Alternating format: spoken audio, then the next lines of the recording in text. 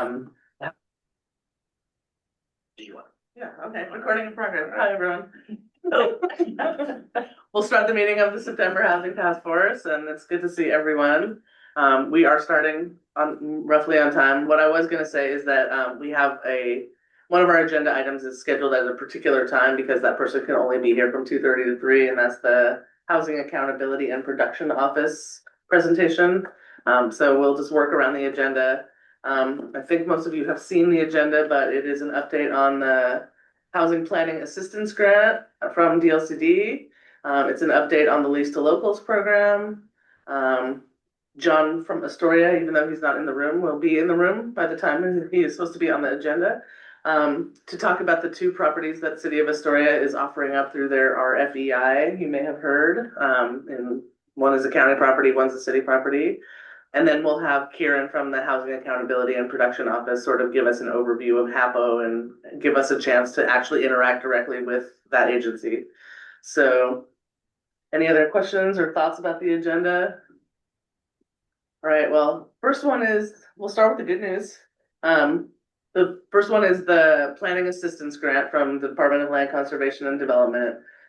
This was to follow on the work we did over the last year on the buildable lands infrastructure and needs analysis. We'd agreed and talked as a group that we would do a second phase and staff work together on sort of a scope of work that would look at opportunity sites identified in the buildable land inventory and through your own jurisdictions to say, you know, we're not going to solve area-wide problems with the amount of buildable land we have, but each city has kind of talked about their own strategy of whether it's redevelopment of key sites or making big infrastructure investments to unlock, you know, big areas. And so we applied basically for a grant to look at opportunity sites and areas in each of the cities in the county for housing. And we will hear officially by October 1st. So next week at this time, we'll hear about it. But Ethan from DLCD was at the Housing Summit, and I was like, hey, you know, we did a presentation on all the good work we did last year. Really looking forward to doing it again this year. And he was like, don't worry, we got good news. And so I haven't heard officially, but it sounds like we're on track. And I had good talks with Brett Estes about it. And as we submitted the application, DLCD was giving us all the green lights. So I imagine we'll be able to continue that work. And that should be actually a really fun project to dive into some specific areas and sites and get more to the art of the possible than the definition of the impossible, which I feel is like what we kind of did last year. But really being able to focus in and so yeah, we can talk more about that once we know the details. And I guess timeline of that would be roughly get the award and the contract with DLCD hopefully by the end of the year. We'll probably end up working with 3J again just because they now work with all of you guys anyway. We'll probably have them come here in January, talk about the scope of work, the kickoff, the timeline, and then it'll probably be basically 2026 that we would do that work. So hopefully that's good. Oh, there's Brett. Hi, Brett. Hey there, sorry for being late. No problem. I skipped introductions. Do we feel the need to introduce ourselves? I'm not sure. Yeah, let's do it. You might not know everyone. So, Melissa Gerler, Clatsop County Housing Manager. We'll go around the room.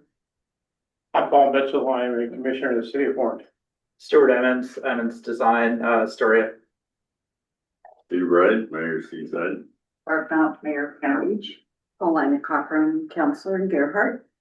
Trevor Ritz, North Coast Housing Solutions. Steve Sokolowski from the city of Cannon Beach. We'll do the back and then the screen. Hi, everybody. I'm John Lansing. I'm area staff for Representative Gavity. Comment on the housing summit. Exceptional. Got to be done on a yearly basis. What you put together was tremendous. The building opportunities, the timber stuff. I mean, from my perspective, as a conduit to the representative, he's going to be wanting to get more involved with the housing process, particularly this committee. And so, if anything that you want to do to get information to the representative, give him a call directly or work through me. Our office is a little in disarray right now, trying to figure out who's on first and who's on second as far as which team we're on, but anyway, John Lansing, Representative Yani's. Thanks, John. Before we go to the screen, perhaps we can put the representative on an agenda item here in a future meeting and have him come here and talk, and we can have a dialogue. You guys are open to that. Yeah. Thank you. Cool. All right, Brett, you want to go next? Hey there, I'm Brett Estes. I'm the North Coast Regional Representative for the Department of Land Conservation and Development.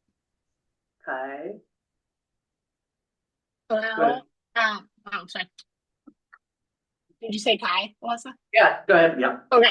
Hi, I'm Kai. I am the co-founder and chief impact officer of Placemate. We run the Lease to Locals program. Thanks. And then do you want to introduce first? Elizabeth Adams, City Councilor for City of Astoria. You guys clearly know Jay Blake and my MC skills. I'm doing the best I can. Just fine. Yeah. I'm like, let's talk about the stuff. Yes. Yes. You at least wear a Hawaiian shirt. Yeah, you're absolutely right. Some fancy socks. Do better. Next goals, you guys, next month. All right, so we actually covered our first agenda item, which was the DLCD grant. Brad, I don't know if you have anything to add. I believe the timeline for announcing is next week, according to what Ethan told me. Yeah, that's correct. That's what I understand as well. That notice will be coming out next week. Thanks. Okay, moving on to other news. The next agenda item is a follow-up on the Lease to Locals program. And when we last spoke, we were all cautiously optimistic about receiving a grant from CPCCO. We didn't receive the grant. I think that's fine. It's not fine, but it is what it is. I'm learning this word. It's called acceptance. Have you guys ever tried it? Not without going through a lot of other stages Yes, first. exactly. Yeah. There's some other stages. So I've been in conversations with Placemate about sort of what's an alternative strategy, and I asked Kai to join us and sort of give us their thought process about other approaches that, frankly, kind of manage our ambition a little bit. Right? We tried to do $1 million 2-year program. That's not bad. But maybe we start with a 1-year program. Right? Maybe we start with fewer houses. Maybe we look at a different scenario and think about alternatives to a smaller bite at the apple, and then we can have a conversation about other potential sources for how we proceed and what that might look like. So I'm going to ask Kai to just sort of lay out an alternative scenario from like where we were to where we could go, and then open it up for a discussion of what you guys think in terms of next steps. Does that sound all right? Yeah. All right, Kai, you can share your slides or just. All right. Yep, I can do that. Hold on one sec. All right. Tell me when you see this. Okay, do you see? Yes. See. Okay. Now let me go into slideshow mode. Here we go. Look, and I can still see all of you. That's fabulous. Okay, so this was just to recap the proposed incentive structure and the rent caps that we had proposed when we were putting this forth for the grant. So this is just as a reminder, $4,000 per qualified tenant, overall rent cap $3,300 a month, regardless of unit size. We can explain more about that if we need to. And we can come back to the slide if people have questions, but this is just kind of to ground us in our overall thinking here. So this is also serving up to 150% AMI. This was the county-wide forecast that we proposed. So this was going to be for 40 units up to about 80 people housed. The average incentive per unit, $8,000. The total incentive amount, so not including the marketing or the administrative fee, was going to be $320,000. And then we were going we had proposed to do this as a 2-year pilot program. That's what Alyssa had written into the grant. So 2 years of this plus the administrative fee for 2 years plus 2 years of marketing would come out to almost $1 million. So about $950,000. So this is the revised forecast for the incentives. So we're thinking we can do about 30 units for the first year, and we would just do 1 year at a time. It would be a pilot year, it wouldn't be a pilot 2 years. And actually, this is what we do for all of our other markets that we've launched. We've actually never done a 2 year pilot program. We were excited about the ambition there. But it's totally fine to just do a 1 year program. That's what we do all the time. 30 units is also, I mean, we have some jurisdictions that do 10 units a year. They're just those are much smaller markets. 30 units is really like our bread and butter. Some of our like bigger markets do 40 units a year, and especially when they're kind of joint programs where it covers many jurisdictions, that's more typical. But this is like right on target with a lot of our other markets to do 30. So that would be about 60 qualified tenants we'd hope for. Average incentive per unit, same $8,000 because the incentive amounts are staying the same, but it would come out to a total incentive amount at $240,000. And that's a best guess estimate. Of course, if there are going to be a lot more 1-bedrooms that are being unlocked as opposed to 3-bedrooms, that number might go down. So this is the original budget estimate. As I said, this would be coupled with the administrative fee and the marketing fee. So originally it was for $955,000 because it was going to be a 2-year pilot program. If we do 1 year at this reduced amount, it would be a $357,500 program for the 1 year. Our administrative fee would be lower because it would be less work for us if we're thinking that it's going to be a smaller market and doing 30 versus 40 units, and the incentive costs would obviously be smaller. Doing smaller number of units, the marketing expenses would also go down by about $10,000. So this is the revised estimate number, the $357,500. The administrative cost also could be split among the jurisdictions evenly, and so that makes it obviously more palatable.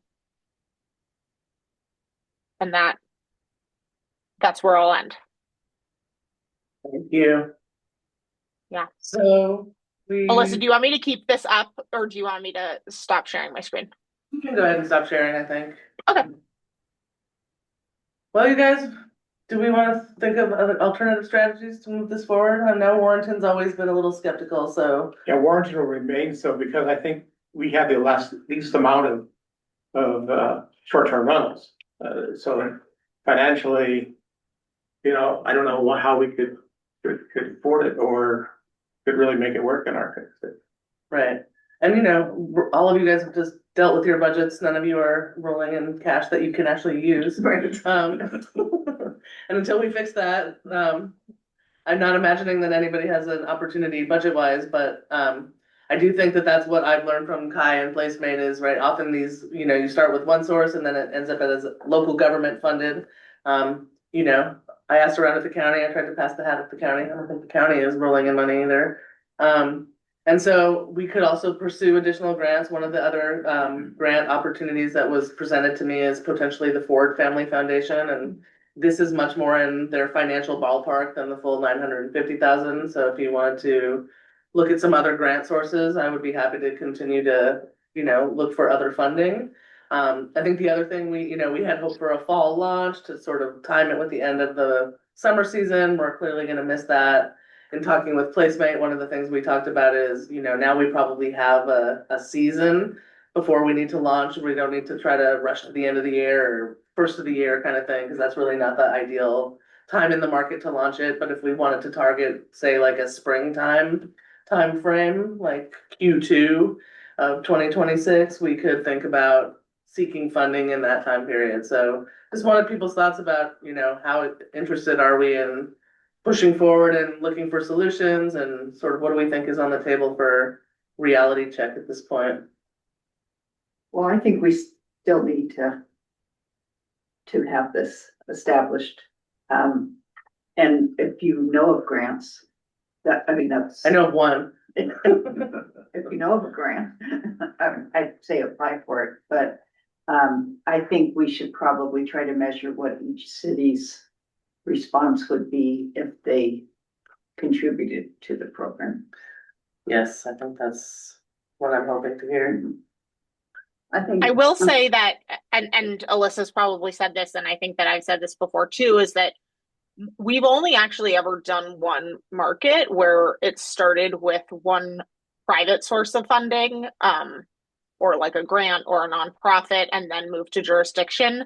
It is always normally started with jurisdictional funding, from the pilot program itself. And in some ways, that does make it easier than switching it over after a hopefully successful pilot.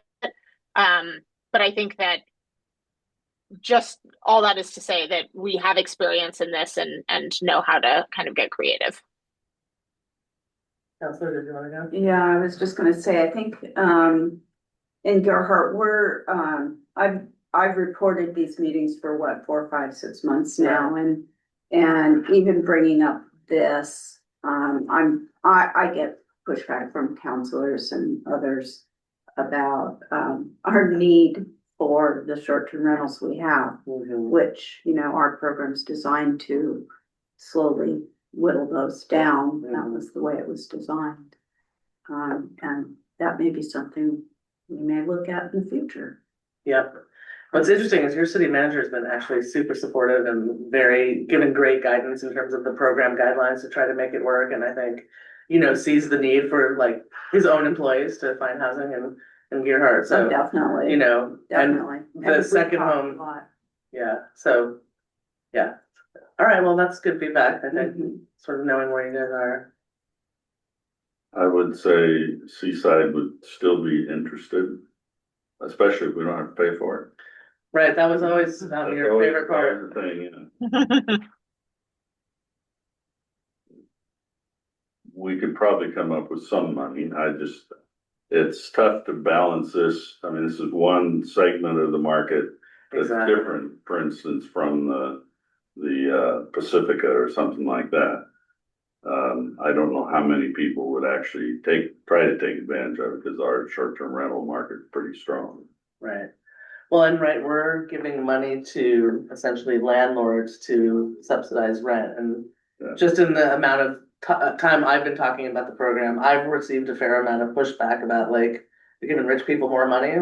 Why are we helping people that way? And so I wouldn't want to set any of you up for a difficult conversation that you don't want to have when you already have plenty that you already have. I don't know, Astoria, do you have anything to add?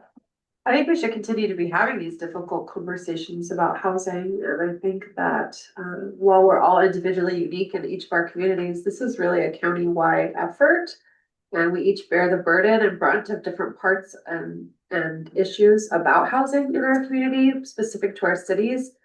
But I think we need to start thinking a lot more county-wide, and especially in a program like this, where we know it may not have a direct reflection on the way that Gerhart operates or the housing that it happens there or Seaside or our individual cities, but this is really a countywide issue, and targeting programs like this where we can make a difference in one city and see what that benefit is for other cities is important for us to remember.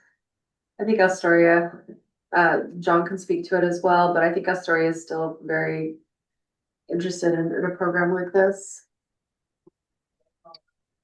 I think it's short-sighted, yeah, not to try to continue and pilot something.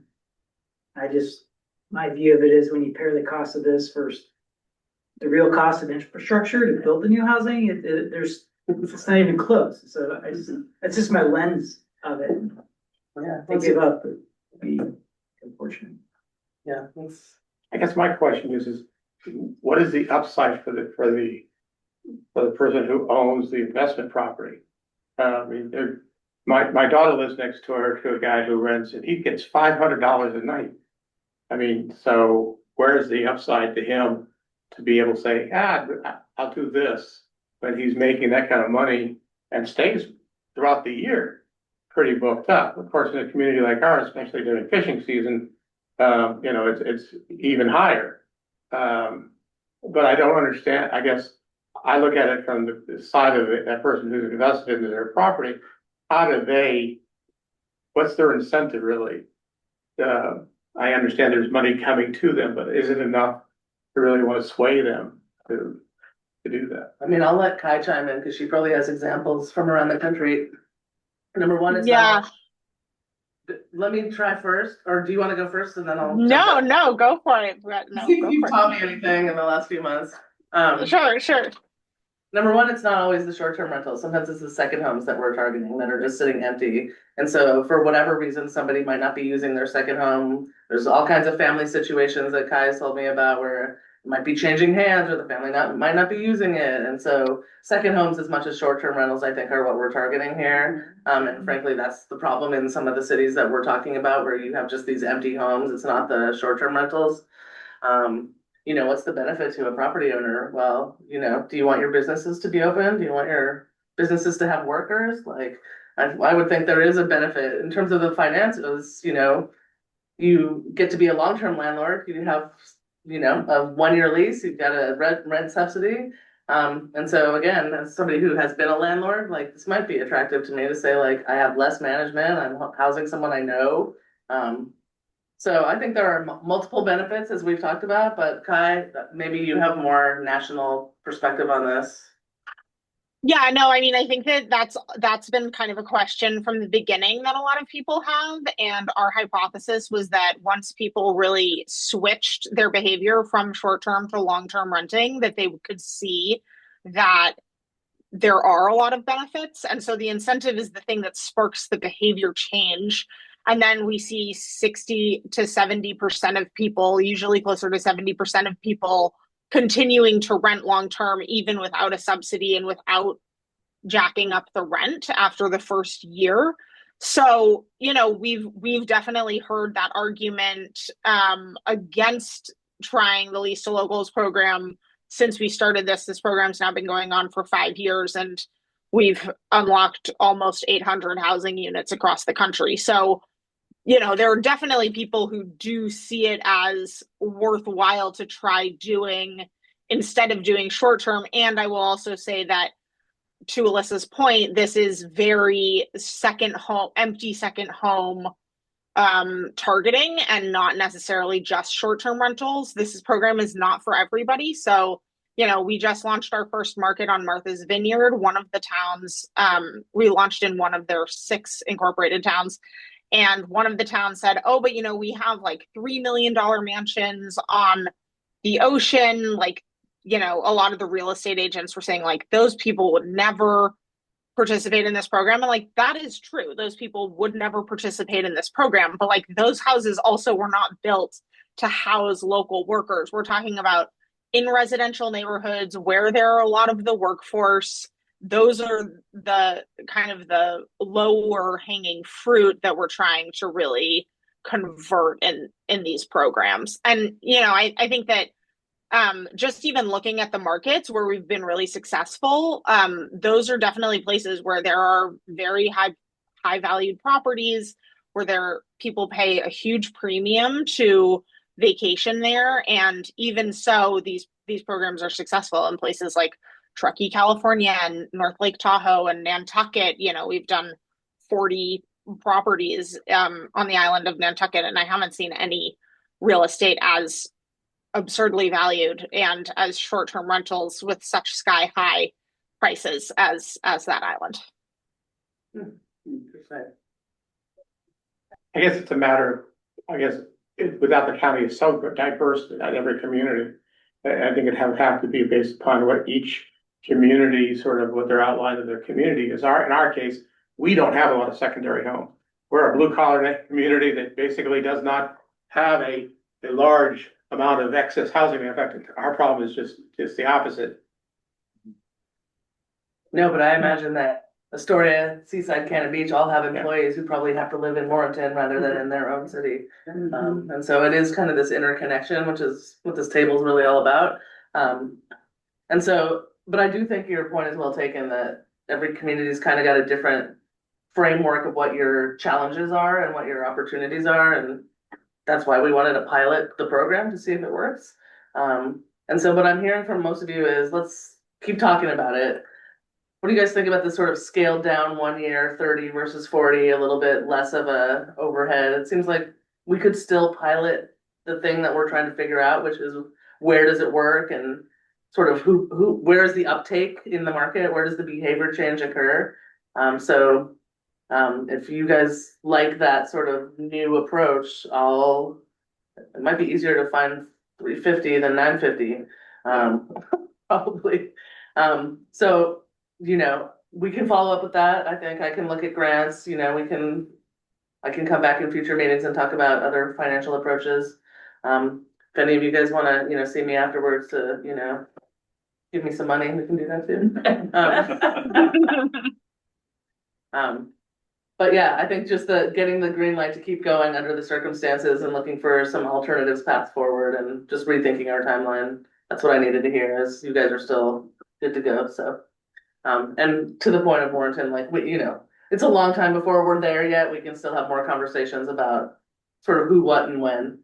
All right, well, let's move on from there. Kai, thank you so much. You are free to go unless you'd like to hear more about cool stuff in Oregon. I'm good, but thank you so much, guys. We'll be in touch. Okay, thanks so much. Thank you. Thanks. Bye. All right, guys, appreciate that conversation. And now we'll give you a little palate cleanser. And John, you are next on the agenda. We are next. We are next on the agenda.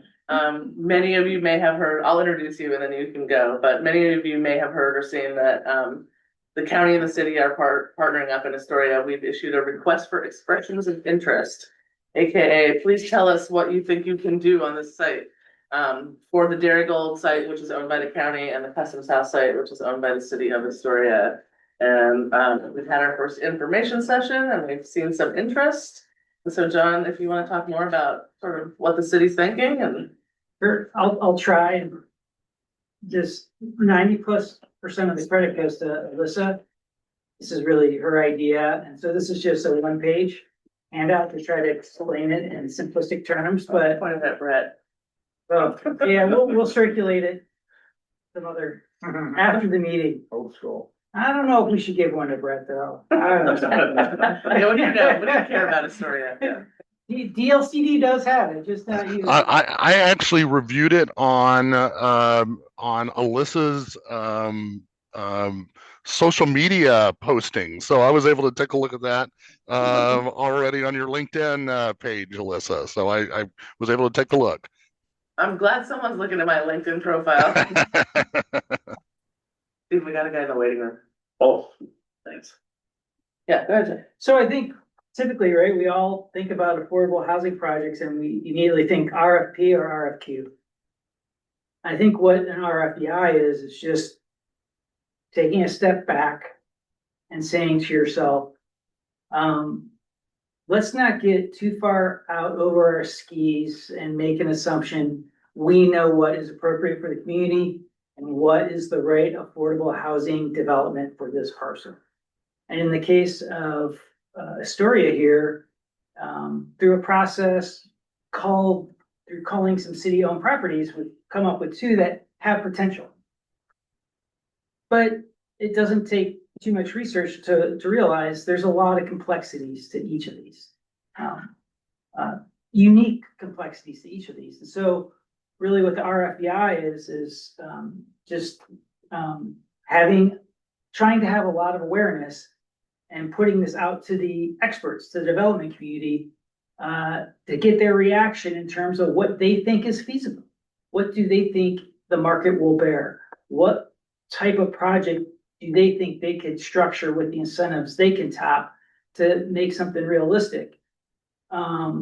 And then from that input we get, we really decide on the next steps. And the feedback we can get could be an extreme. It could be there's just no development that works on the Darigold because the city and county, can't navigate this parking issue. Or it could be, hey, what do you know? Everybody says 10 to 12 cottages work on this other property known as Customs House. And so get that back, we'll look for themes, and then we as staff, I think, are much better equipped to go to our electeds and say, hey, we really think we could create a constructive RFP now with these parameters. And knowing this, how can we be more savvy and smarter to shape our incentives or help with that capital stack or help with the gap financing? And so in sort of simplistic terms, I think that's the gap this was trying to fill, is like the gap knowledge and gap funding within what typically rears its head invariably as you get midway into any type of affordable housing project. And, and again, knowing that there's so many different types of projects, and we're looking at, cottage clusters to mixed use with market rate and 30% AMI. And so, dozens of developers out there, they all have their different strengths and different things they focus on. And it's just casting a wide net with little investment by everybody, I guess is how I see it. I rambled there, but. Anything you want to say on behalf of the city, or? I'm excited for this. I'm excited to see what has come forward. I think one thing that we've seen so far is just putting out an RFEI, sort of just the act of doing it. You see which developers are paying attention to our market, right? And so like Brett's joking, I put it on my LinkedIn page, but it's interesting, sort of, I have like a lot of Portland people on my LinkedIn page. And so I got so John and I agreed, like, we'll help get the word out. So I was talking to developers I know in Portland, and they're like, oh yeah, no, I saw it, like without seeing it on my LinkedIn page, and like, but through the city's outreach, like developers are watching. And so I think it tells us that there is interest in the market.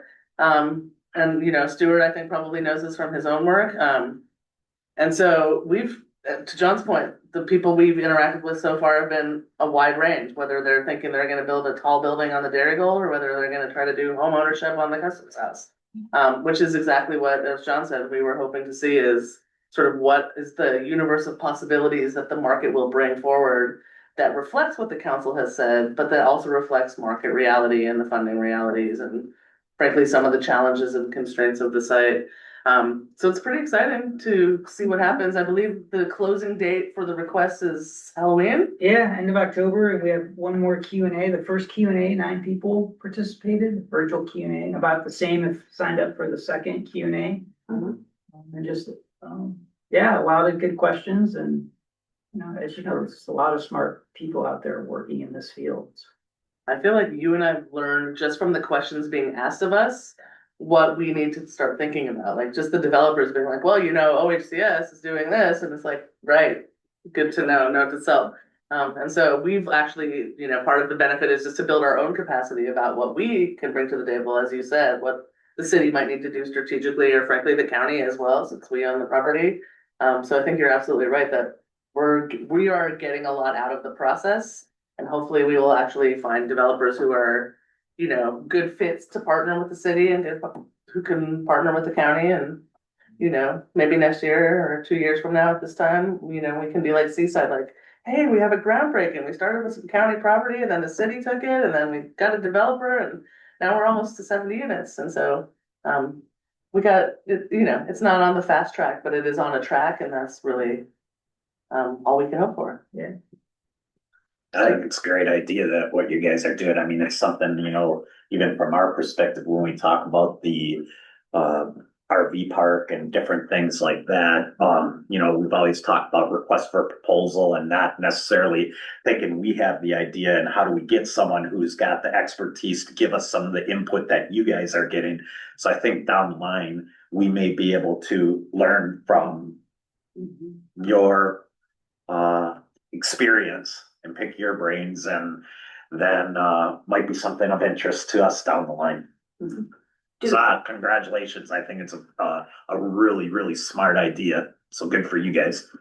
On the RFEI, will there be a winner for each site, or what, or selected team, or?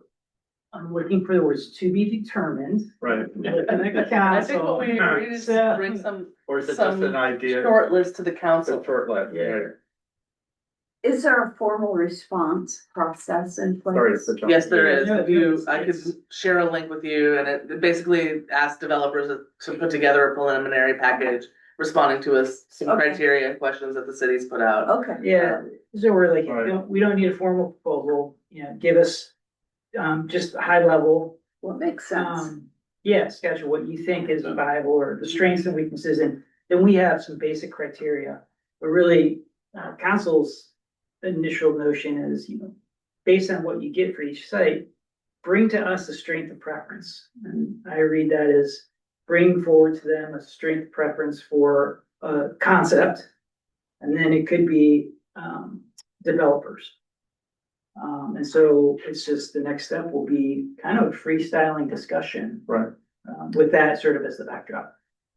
Last question, are these geared towards rentals or purchase, or how do you see these units ending up? Yes. Right. Right,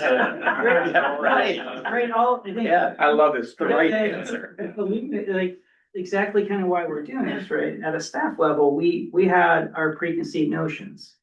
And those preconceived notions can be totally off. I think, or council had their ideas, or each, if you went down to council, each one would probably give you a little different version of what they think is appropriate. But I think in general, our customs house site, we're thinking cottage cluster, 80 to 20% AMI, workforce housing, opportunities for ownership. I think on an infill site, we're thinking everything from market rate ownership, sort of like condo ownership, down to 30% AMI rental. So, but that's, again, that's us, but we, again, want to elicit more feedback. And just to tie it back to the DLCD planning work, right? If we are able to get this next phase of the grant, we think about opportunity sites. The chance is now to tee up the next phase of opportunity sites to go do basically what we're doing here in other places around the county where we've said, hey, let's start thinking about the pre-development work and really doing some of the, financial feasibility or the design work or looking at the regs so that we can start moving some more stuff through the pipeline. I mean, we've learned that OHCS has probably committed all their resources for this whole biennium already for rental housing. So we want to be ready for 2027, and then we want to be ready for further projects to keep happening in Clatsop County. So thinking about what other opportunity sites, to your point, might make sense in other cities and in the county that we will also want to start getting in the pipeline, right? One of my goals ever since I've been here is to just have a housing pipeline where things keep moving through it and, at whatever speed and whatever capacity we're able to. And so hopefully this is a good example of why we want to do that next level of the planning work so we can have more sites to do this on. Yeah, that I was gonna say it ties right into the other grant you're talking about where communities can identify these sites for the next work we're doing and then maybe have the opportunity to try this out.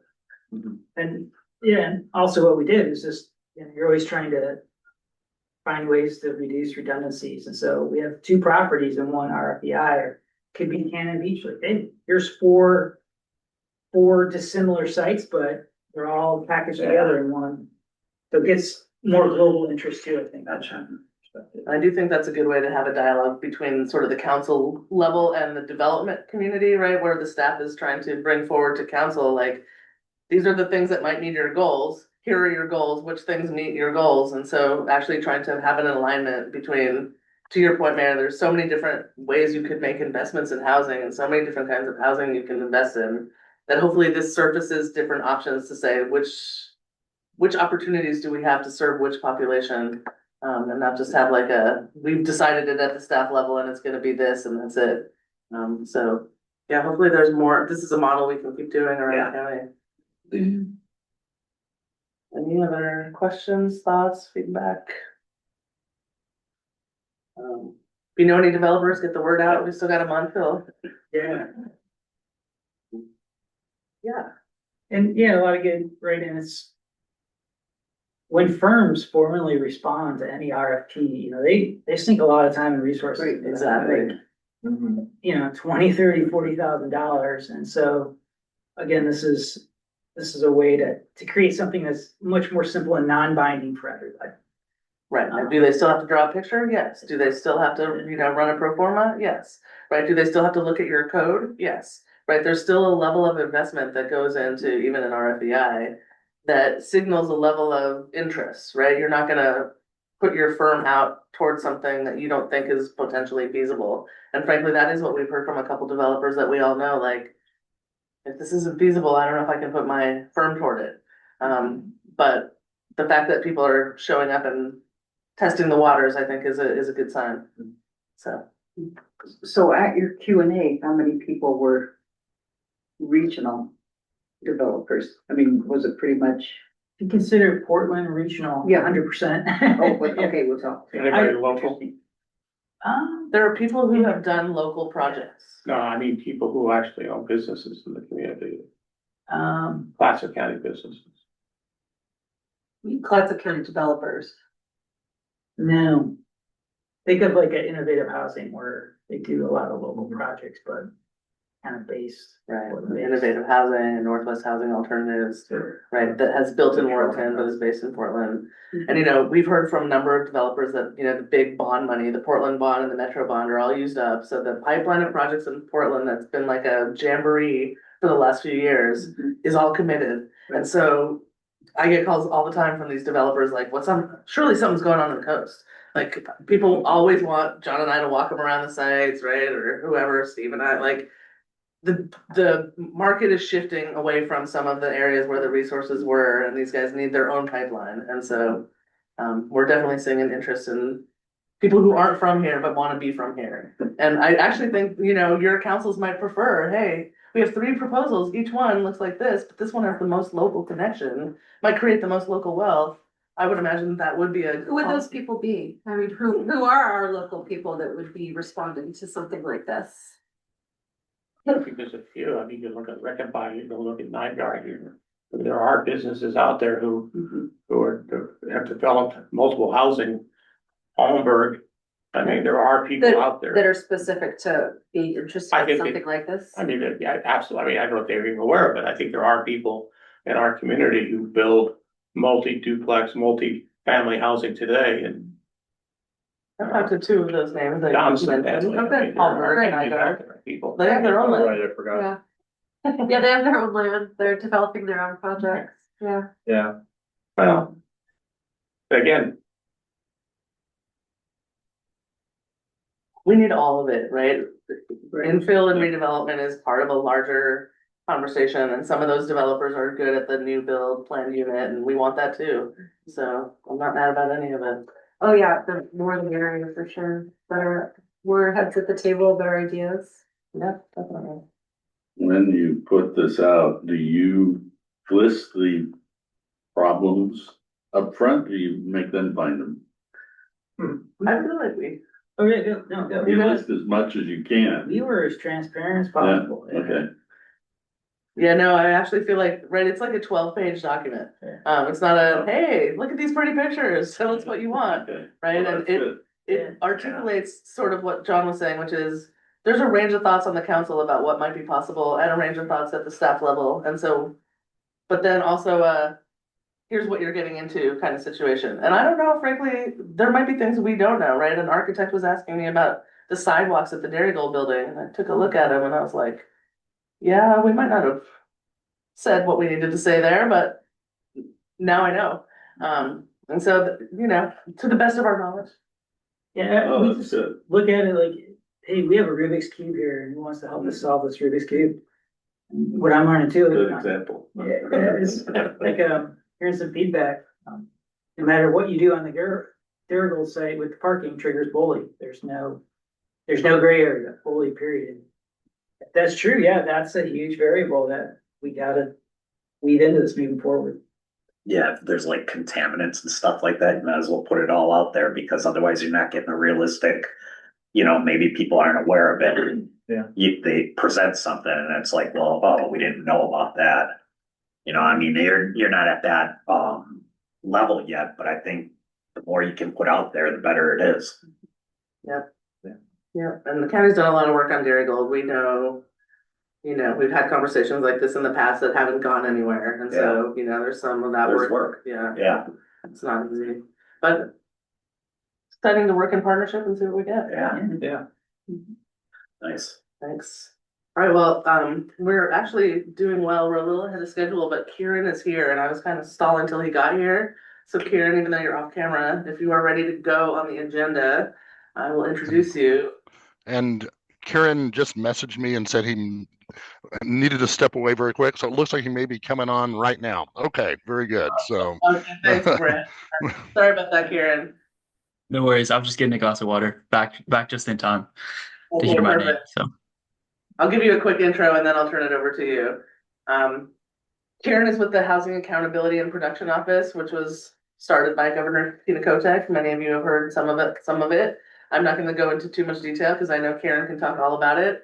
He can also talk in general about what HAPO is and sort of how they're implementing the new state laws, and you can ask him a lot of questions. I saw him at the Housing Summit on Monday. He knows a lot, so ask him a lot of questions.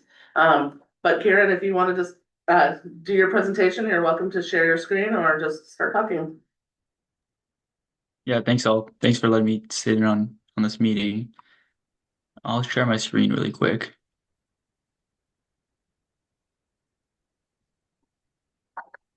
Um,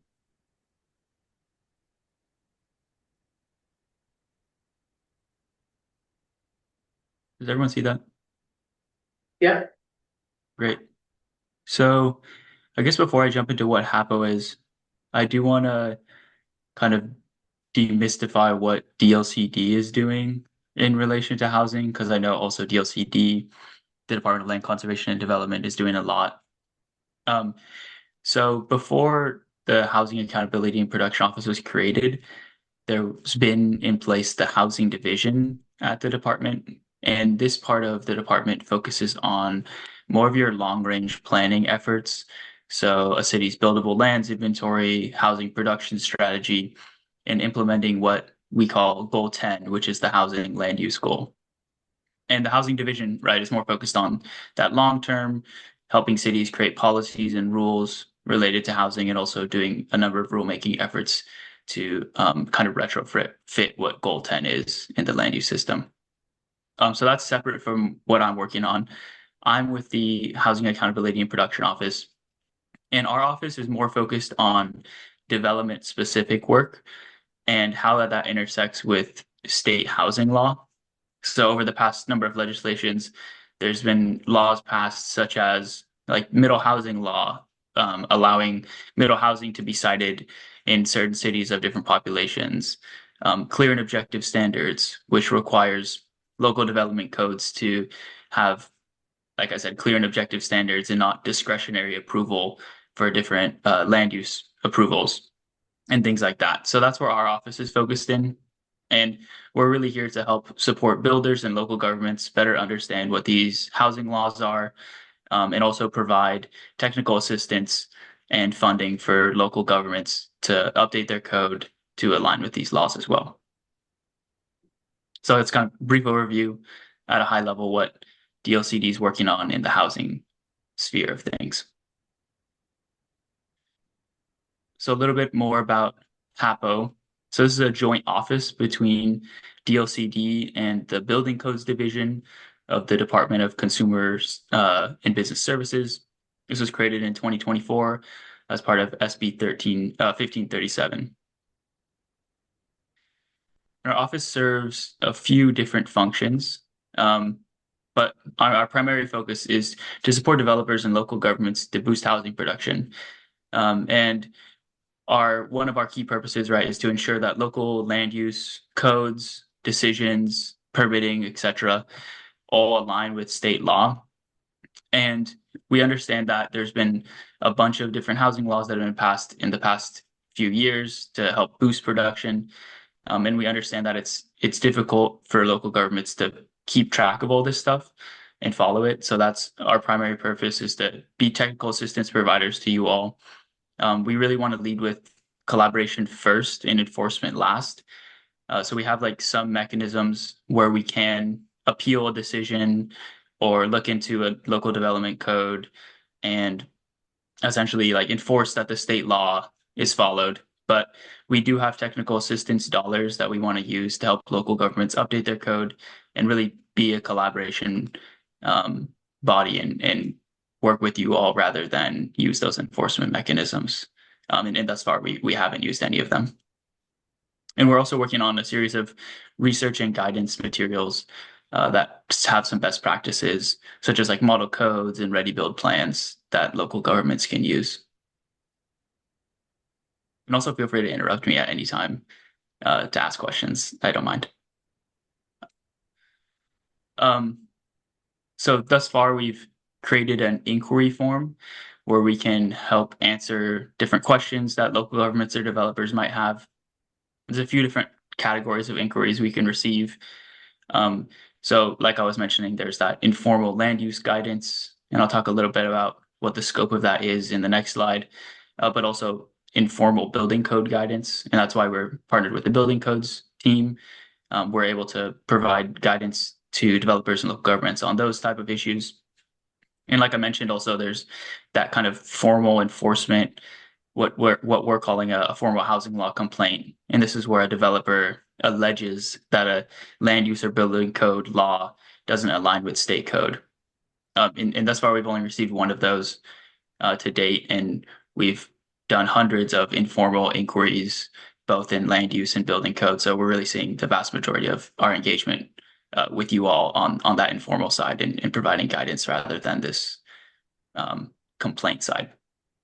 And then also the legislature realized that we're going to be interacting with a lot of local governments and housing developers, and it would help create efficiencies within the state enterprise to require our office to intake inquiries related to other state programs that involve housing production.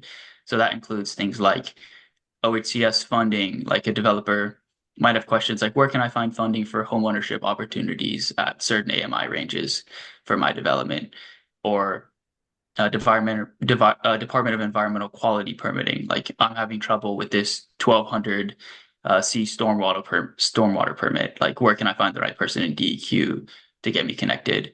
And there's a various other state agencies that involve with housing production, and we're here to also intake those inquiries and help you find the right person, as well as help you navigate and understand those requirements. So here's some examples of what housing laws are. I know this is a dense slide. But on the land use side, it's like middle housing, land divisions. I know there's been some buzz around the mandatory adjustments of Senate Bill 1537, which provides some flexibilities allowed outright to developers on certain design and development standards. So that's something that we also can provide guidance on, and we're actually creating a model code on that. And then also planning and zoning hearings. And then on the building code side, it's like your classic, the Oregon Residential Specialty Code, permit and plan review timelines, and things like that. And like I mentioned earlier, part of our office is also what we're calling the Housing Production Navigation, which is assistance with state resources and requirements. Like I said, OHCS funding, but also like DEQ permitting, Department of State lands permitting with wetlands, etc. And really the purpose of this is to make it easier to find the right people and programs within the state. And we can intake different questions and really guide you and assist you finding the right person. I also just wanted to show you all, we've been tracking data related to the inquiries we've received, and this is kind of a summary of what we've heard about. You'll see the building codes is way bigger than everything else, and that's because the Building Codes Division of Oregon has already been essentially providing informal guidance on what they call building code housing law for like several years. So they're really tapped into the local developer networks and people know where to find them. While DLCD, this is really our first couple months providing land use and land division guidance related to housing law. So that's why you'll see it's much lower on the DLCD side of things. But thought I'd just show you all this to show some of the general trends. I guess I'll stop there. I did want to just like give a brief overview of some of the housing laws that passed in the last session, in case anyone was interested. I know it's a little bit dense, but I guess if there are any questions on HAPO, happy to answer those before I dive into this. If this is your last slide, maybe you should do this last slide and then do the questions, or do you guys have HAPO questions? Can we leave that slide up just for a sec? Yeah, so can we put that in the? I'm seeing interest in the room, Karen, in this slide, so I think go ahead into this Yeah. slide and then Well, good questions. Let's walk through it a little bit. Yeah, okay. Thanks. So this is kind of a brief overview of some of the housing laws that passed in the 2025 session. And the first four on the left side, the dark blue, light blue, dark green, and yellow, are all related to land use. So House Bill 2138, in previous legislative sessions, there's been a lot of work on figuring out ways to incentivize and allow more middle housing options, which is your like duplexes, triplexes, quadplexes, cottage clusters, etc.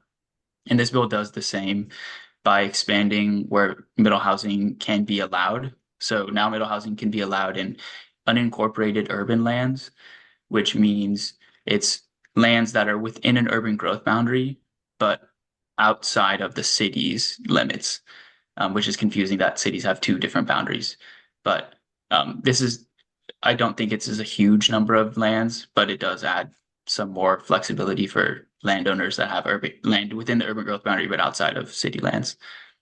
And then it also retroactively invalidates covenants, conditions, and restrictions that prohibit middle housing or ADUs.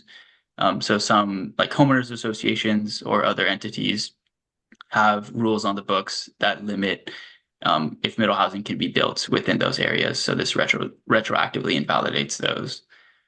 And then it also limits traffic impact analyses and exactions for small middle housing and infill developments. And then House Bill 3144 invalidates those CCNRs not retroactively for factory built housing, which includes manufactured and prefabricated housing. And this is anytime after January 1st of 2026. And House Bill 2258 is known as the Oregon Homes Bill. And essentially, this is a program that allows the permitting of certain residential developments that meet pre-approved land use and building code to be allowed in local jurisdictions. And our commission, the Land Conservation and Development Commission, is going to undertake a rulemaking to kind of determine under what conditions on the land use side of things would enable a residential development to be permitted outright. And this is kind of like in collaboration with the Building Codes Division as well, as they're creating a suite of ready-build plans that developers can utilize to take off the shelf and use for this program as well. And then SB 974 is what a lot of people are calling the shot clock bill. And essentially this creates a 120-day shot clock for engineering review of residential applications. And I think this is only for subdivisions. So it's not for all engineering review. But I'll be honest, this is the bill that I'm least familiar with. And it also has a few other things like prohibiting the application of design standards to 20 plus unit developments. This is also, I think, related to subdivisions as well. And then Business Oregon, I think this is a really big step in the right direction. I know a lot of us think that infrastructure is a huge barrier to housing development. And in the past legislative sessions, the state has done a lot of direct appropriations for housing projects related to infrastructure. So there will be a bill that essentially just lists, we're going to give this much money to this housing development and this much money to this housing development. And that's created some barriers to administrating that funding. So Business Oregon has been directed through House Bill 3031 to essentially create what they're calling the Housing Infrastructure Fund.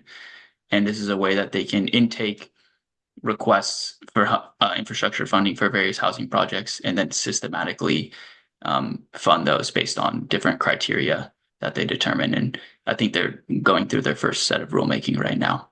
And it's not a ton of money. It's only $10 million to fund this, but hopefully through their applications that they get in the next coming years, we'll really see a high demand for infrastructure funding, and then the legislature would hypothetically recapitalize this fund. Sweet. So that's all I have for that. I guess I'll just leave this slide up in case anyone has questions on these, because I know it's a lot to remember. But yeah, I'll open the floor to any questions. Questions?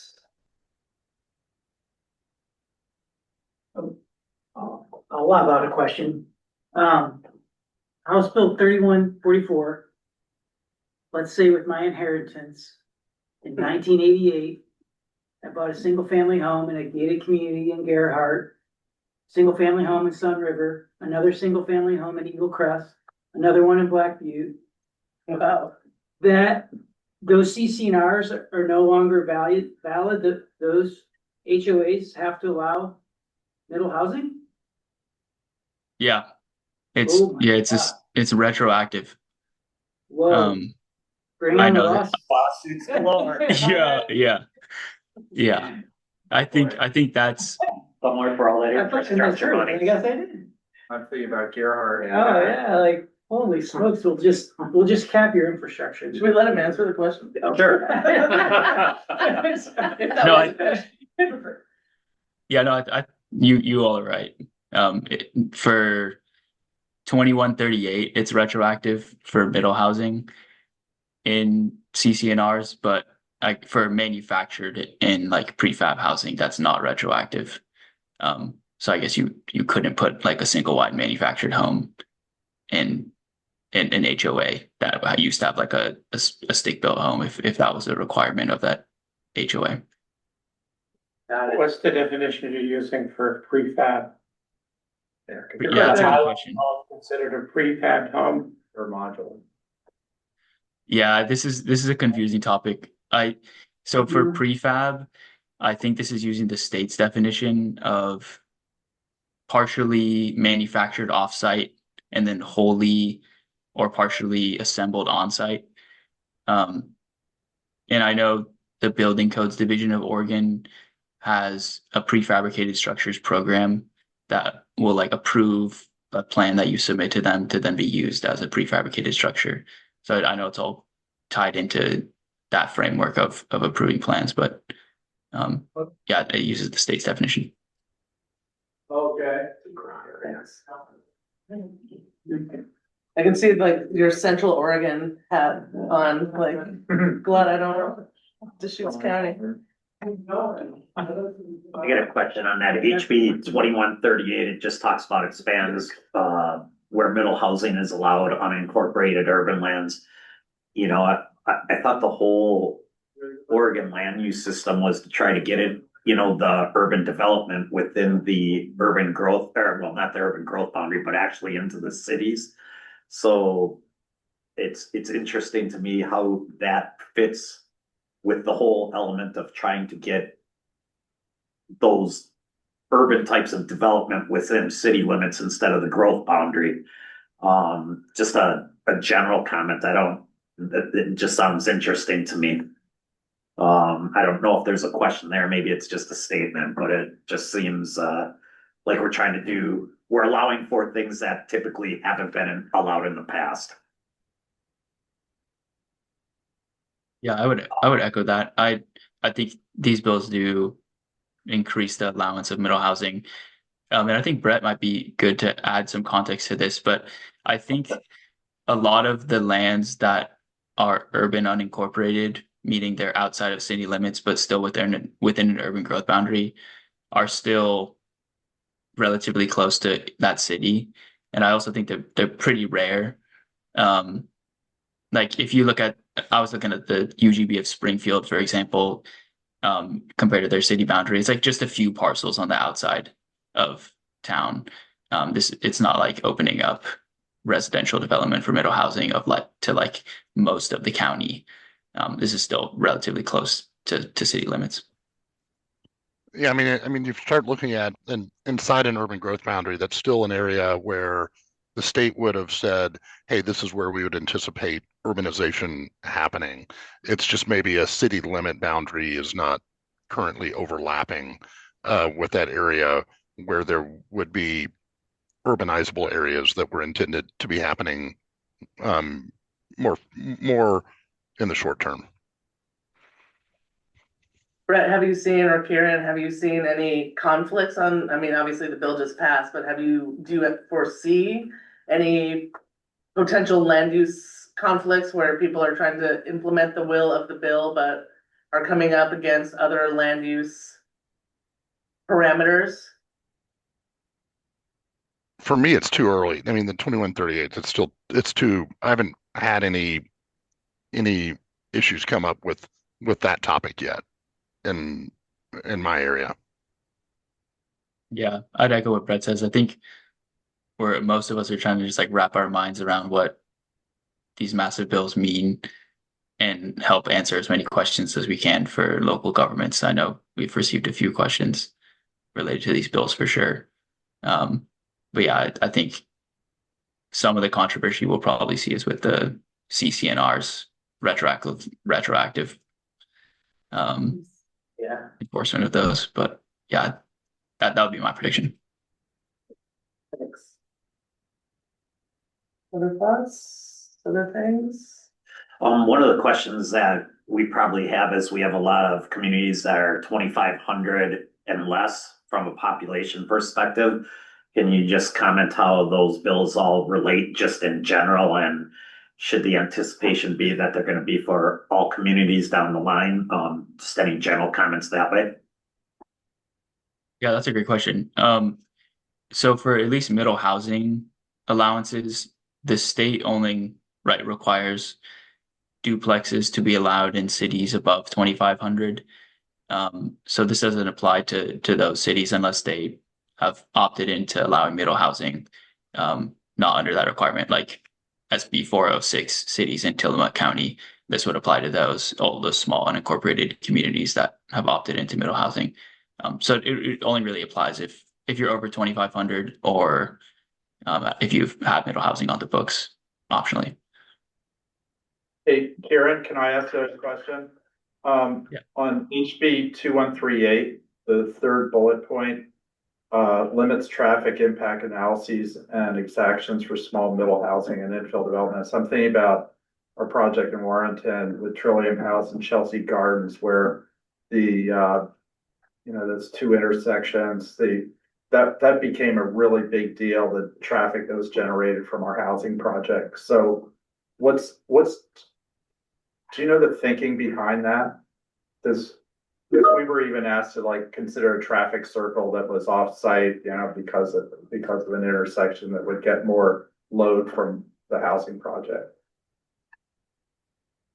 Yeah, that's a great question. I mean, I don't know the legislative intent behind that. I know it's looking to make it easier to build middle housing, but I can see how that there's always trade-offs with these things. Not requiring it, but making it easier to build versus, I mean, it could create some traffic complications. It would be awesome to hear your example in more depth, like offline. If we could like see like a site plan or like the traffic impact study. I think that would be the best avenue to dive in and answer your question. They just did a traffic impact study on that whole road. They did on the spur. Yeah, Olive Ridge Road from the lake all the way down to Ninth, I think it was. They did a traffic impact study just recently. Matter of fact, it was very interesting to find out that part of that road that we've been traveling at 45, ODOT actually had it 55. Yeah. So people who, it was actually marked wrong. And so if you drive down the road now, you'll notice that some of the speed limit signs are actually covered because of that specific reason. And if you look on Facebook, the community has a lot to say about that. And we're looking to, for instance, why should we be driving at 55 miles an hour past the soccer field? Exactly. Right. Exactly. Yeah, right. Other questions for Karen? This was really helpful, and I think people may want to follow up with you offline, or we'll send you we'll respond to, we'll use your form for some informal guidance. Break up those land use numbers. Yeah, we gotta get your metrics up so that you can compete with. Please. Hey, Alyssa. Yeah, I want to reiterate, that, in working with all the jurisdictions in the North Coast that I work with, the staff from a lot of jurisdictions have started to reach out to the Housing Accountability and Production Office, and whenever there are kind of general questions like this, one of the staff people, Sean Edging, has kind of been a person that a lot of jurisdictions in our area had reached out to directly.